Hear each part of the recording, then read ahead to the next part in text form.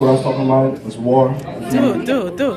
You know what's going on in politics today with Trump and everything. This is basically my take. It's called Relentless resentment.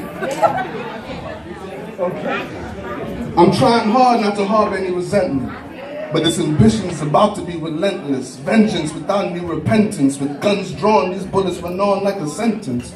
Through the back door, the front entrance. So you're in the presence of a menace. Blood trickling down our backs, America's penance from descendants. Look at these American tenants with this false sense of independence. I'm an eccentric apprentice. The essence of my presence could burst right fragility like an appendix. Through this pain, none was present. I've been checking attendance. Barely had any rights without any amendments. Prosecution or persecution, what's the difference in the eyes of the defendant? Slavery never ended.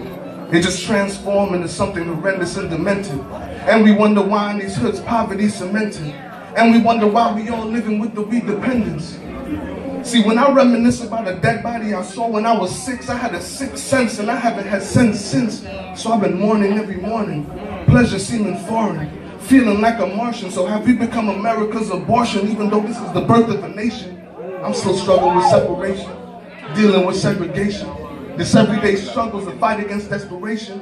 Seems like when we dunk is the only time we get elevation.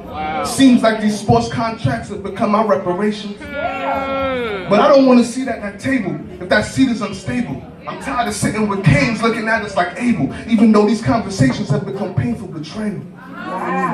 Now presidents sit in the White Castle. I'm hoping America's getting what they crave. From the morally depraved, grabbing Lady Liberty on the pussy on the global center stage, in the wild Twitter rage, trapping the U.S. in the bigoted maze. I'm surprised that many were puzzled by the lies. It's a devil that you knew, he was never in disguise. But instead of bigots getting chastised, freedoms become compromised. Now we downsize the disenfranchised, make America great again. Yeah, fuck everybody on the outside, but you never feel that heat, especially when you're on the white side. But that's what happens when you elect a Mad Hatter whose banner's always been no lives matter. Let's call him rich because he looks like an orange cracker. But we should have never been entertained by a simplistic brain. I see the pain that was intended. Clearly in this media we're misrepresented. Now our calls are ignored when we call in the Senate. But that's what happens when we give power to a government without any merit. So we get a commander-in-chief without a demerit, only a silver spoon that he got from his parents. So we watching the dawn of white privilege. Angels or demons made in this image, hypocritical Christians that don't even practice forgiveness, even when it's clear to see that God is the witness. All they doing is exposing the illness of the business, and they will hate anything that's as dark as some Guinness. But look now, the poverty line has become the line of scrimmage, and it's easily penetrated by political gimmicks. Now the DAPL has to deal with the media spillage, but you see what's happening right now is the oil and the poison in the village.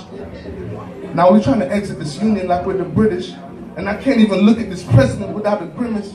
He's been filling his entire cabinet with a bunch of bigots to ensure that quality gets diminished. This nigga's killing my righteous spirit, and he's just trying to pillage with unconstitutional limits. But they say, hold up, they say justice is blind, but why this bitch never opened her mouth? Now the entire country flying Confederate flags like we all live in the South. I see so many in the club ready to turn up, but nobody ready to turn out. So I guess I'm gonna sit right here on my lawn and wait for this cross to burn out.